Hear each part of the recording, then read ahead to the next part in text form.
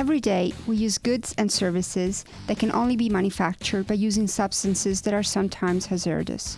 Let us just think, for example, of the companies that produce or use chemical substances for their industrial processes, of the substances used to produce the many goods of our everyday lives, of the chemical products needed to clean our houses, to the fuels needed to run our cars, to cook with or heat our houses, to the products used in agriculture.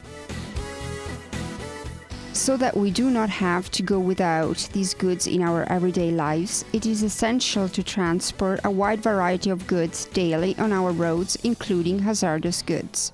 The transportation of goods, therefore, takes on a key role in our modern society. Industrial companies use the road network to transport goods, and because of its flexibility and ability to integrate almost all the other types of transportation by sea, rail, and air, they need the road sector to offer more complete services. Our roads are used to transport a wide variety of hazardous goods. A substantially large amount of hydrocarbons, such as highly inflammable petrol, diesel, and GPL, are transported. Although a lower quantity as a percentage poisonous, corrosive, environmentally unfriendly, and explosive goods are also transported. Recent studies indicate that the transportation of hazardous goods is not seen as dangerous per se, in as much as the regulations in force render this type of transportation very safe. The probability of accidents occurring with vehicles transporting hazardous goods is therefore very low. But vehicles transporting hazardous goods need special care when using the road network. If this type of vehicle is involved in an accident, it can have very serious consequences for road users and the immediate environment. Statistics confirm that accidents take place both in urban and non-urban areas, and that the substances involved can be of various kinds. In the event of an accident involving hazardous materials, the consequences are not limited only to the health of the people involved, but can also extend to the environment in a significant way. An accident involving a vehicle transporting hazardous goods can potentially cause serious damage to things, people, fauna, and flora, as well as contaminating the air, water, soil, and subsoil, and damage infrastructures. Damage linked to an accident involving the transportation of hazardous goods determines the cost for our society. First of all, the cost involved in the loss of human life or the physical injuries of passengers on the vehicles involved and in the damaged area. These costs can be protected in time with material, biological damage, and the need for moral support for those directly involved and for family members of the victims. Also, the restoration of the area environmentally damaged can turn out to be a laborious and complex activity with significant costs for the community. Additional costs can come from the damage caused to the road infrastructure, road service, the unimpaired state of a flyover, a bridge, or a tunnel, and the surrounding buildings and infrastructures, public and residential buildings, electricity or gas networks, or telecommunications, water mains, drainage system, and purifiers that can potentially take a long time to restore. The consequences in terms of congestion compared to the normal flow of traffic can also be considerable and can degenerate into a complete stop of traffic or the impossibility of one way of communication, sometimes threatening for a long time not only the normal movement of people, but also the very supply of essential goods for everyday life. The safety of the transportation of hazardous goods is therefore closely interrelated to the safety of transportation in general. It is possible to achieve better safety for the transportation of hazardous goods by working on various fronts. Improving preventative safety, that is, by adopting measures to reduce the probability of accidents, by analyzing the risks, by taking care of the road network, planning, and choice of the best routes and training drivers.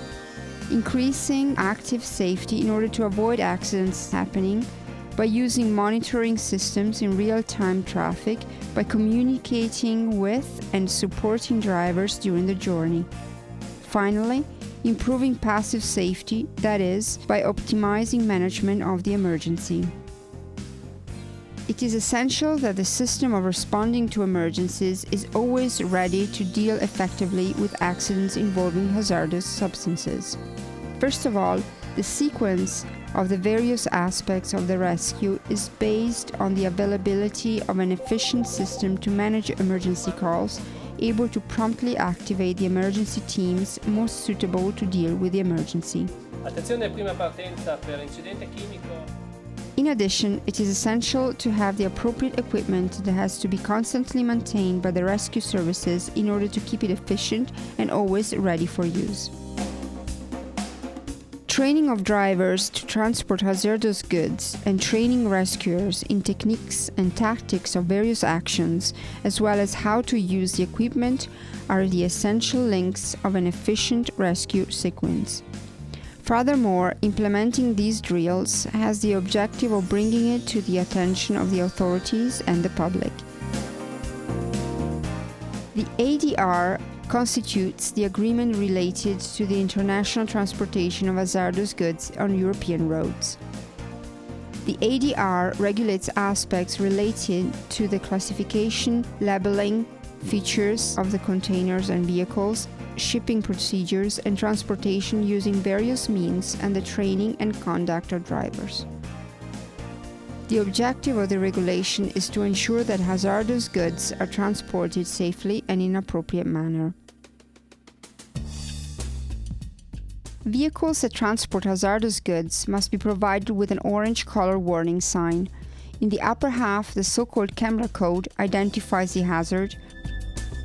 In the lower half, the UN number identifies the type of substance transported. The warning rectangle must measure 40 by 30 centimeters with numbers 10 centimeters high. Background is orange. The sign must always be fixed on the front and rear of the vehicle. Each of us could suddenly be exposed to a serious hazard. Firefighters, emergency services, and other rescue organizations are available to members of the public in order to guarantee their everyday safety and in the event of any significant occurrence. These organizations, however, cannot always intervene at the same time everywhere. In some circumstances, it may take some time for the rescue services to arrive. Time is the key. Just a few minutes can be decisive for saving human life or preserving material assets.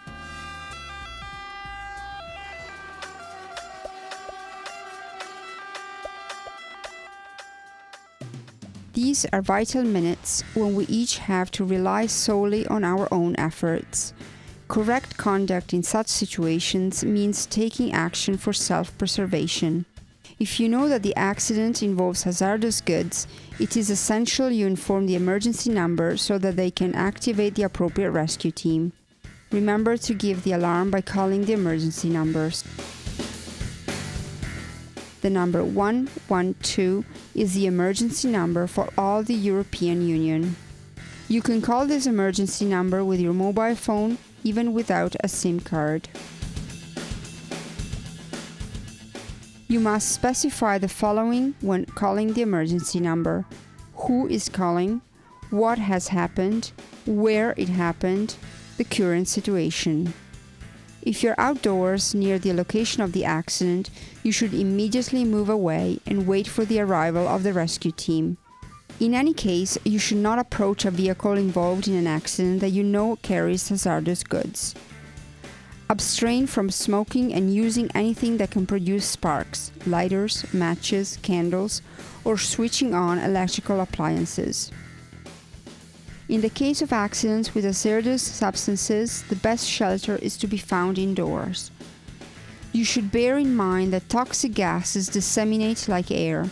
In serious cases, you must prevent the gas infiltrating residential homes by closing doors and windows and switching off ventilation systems. It is advisable to protect your mouth and nose with a wet cloth. In any event, follow closely the instructions of the authorities or rescue teams.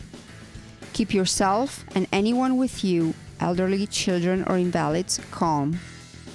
Following this brief and simple advice will contribute to your safety and support the work of the rescue services.